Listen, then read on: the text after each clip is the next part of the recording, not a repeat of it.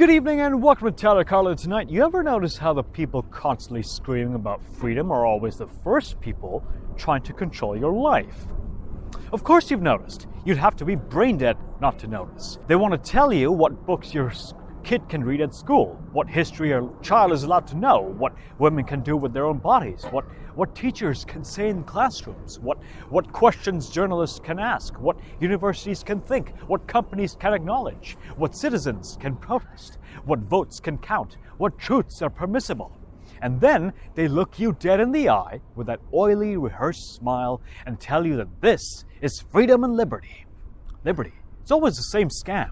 The same damn scam. Dress up control as virtue. Dress up censorship as morality. Dress up weakness as strength. Dress up fear as patriotism, and then point at everyone else and say, no, they are the real authoritarians. Right, because apparently the people banning books are the victims now. The people whitewashing history are the brave dissidents. The people policing bodies are the rebels. The people demanding obedience to a bloated, corrupt political movement are somehow the last guardians of freedom.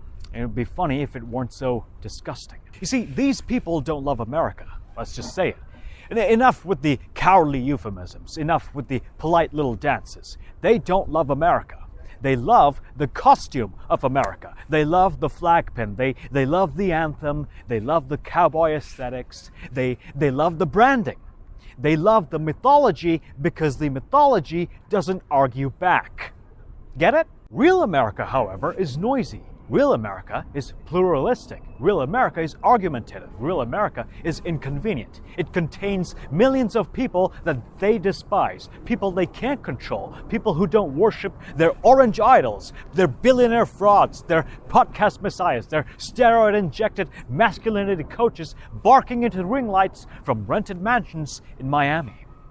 That is what they hate. And they hate you. They really do. And they hate you because you are unpredictable, because you have rights, because you might think for yourself. That's why they hate you. Because you might realize that the game is rigged. Because you might look at a handful of billionaire donors and media parasites and ask a very obvious question. Why the hell do the people who preach small government always seem so desperate to use government power against ordinary people? Why is that? Because it never was about liberty. It was always about control. It's always about control.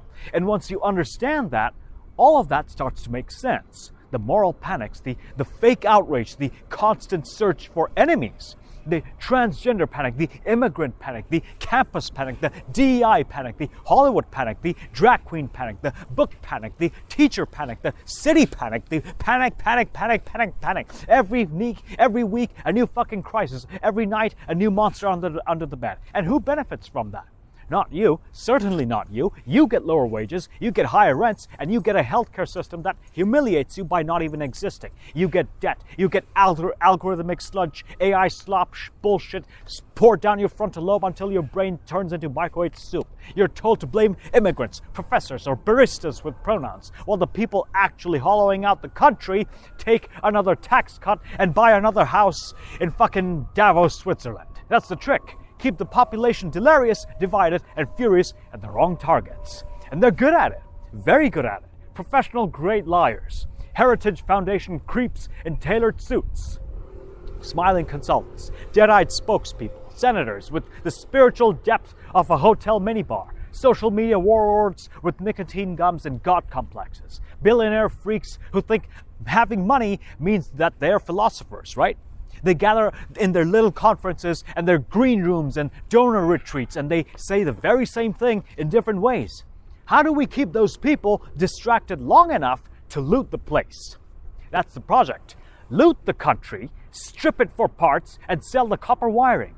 Poison the discourse, break public trust, make everybody lonelier, stupider, angrier, and poorer, and then arrive on television like arsonists dressed as firefighters and announce that only they can save civilization.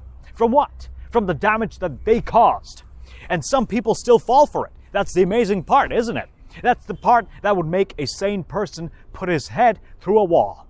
Then they still fall for it. The same people who outsourced the jobs, deregulated industries, gutted local news, inflated housing, worship monopolies, sold off the future, and turned the American mind into a casino somehow rebrand themselves as the tribunes of the forgotten man.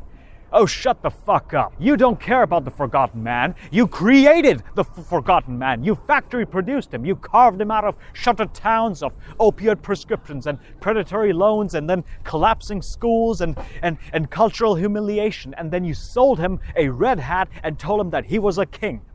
Cruel people do that. Manipulative people do that. The kind of people who spot pain in other human beings and see not a tragedy, but opportunity. That right there is the modern right in America. Not conservative, not principled, not decent, not moral. They are predatory. A machine built to convert grievance into power and power into money.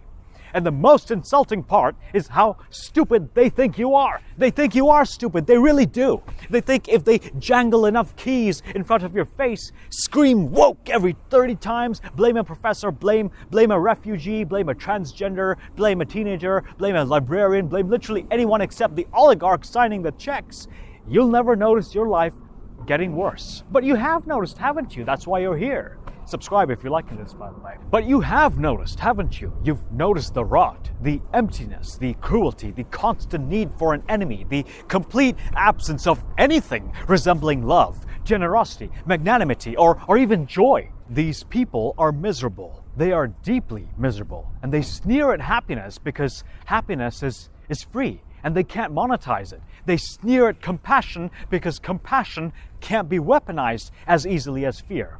They sneer at art because art might awaken something human. They sneer at education because an educated public is, of course, harder to manipulate. And they hate beauty because they hate tenderness. They hate complexity. They hate everything. They hate contradiction. They hate cities because cities are alive. They hate universities because universities ask questions.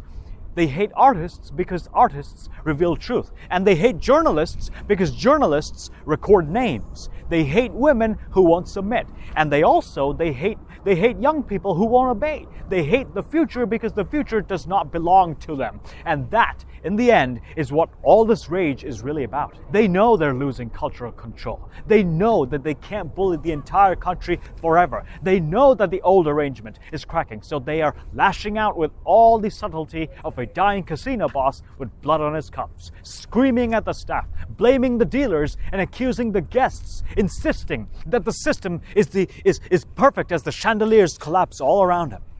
They want to replace you, not with immigrants, not with some fantasy invasion that they invented to steal the election and frighten suburban voters and boomers between fucking commercials. They want to replace you with obedience, replace citizenship with submission, replace truth with propaganda, replace democracy with spectacle, replace community with paranoia, and replace solidarity with suspicion, replace thought with slogan, replace a nation of free people with a permanent audience of agitated, isolated consumers begging to be lied to. That is the real replacement theory right here. Behold, the great replacement theory. You'll have loved to talk about that, don't you? That's the great replacement theory for you. I just fucking exposed it. You can thank me later. Great replacement, huh? That is the real one. And once you see it, you can't unsee it. You cannot unsee the billionaires funding moral hysteria. You cannot unsee the politicians using religion as camouflage for greed. You cannot unsee the influencers teaching young men to become emotionally castrated little tyrants. You cannot unsee the think tank vermin scribbling up new ways to make your life smaller, meaner, and more controlled while calling it virtue. No, but we see you now. We see the whole game. And that is why they are panicking.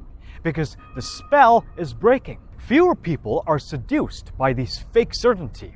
Fewer people are willing to confuse sadism with strength. And fewer people are willing to kneel before the rich frauds who cosplay as populists while dining with the donors and sneering at the public in private. The mask slips. It always slips. And beneath it, there is no greatness, no wisdom, no patriotism, no moral authority, just appetite, vanity, malice, and insecurity. A movement of damaged people trying to make the country resemble their own spiritual ugliness. No, absolutely not.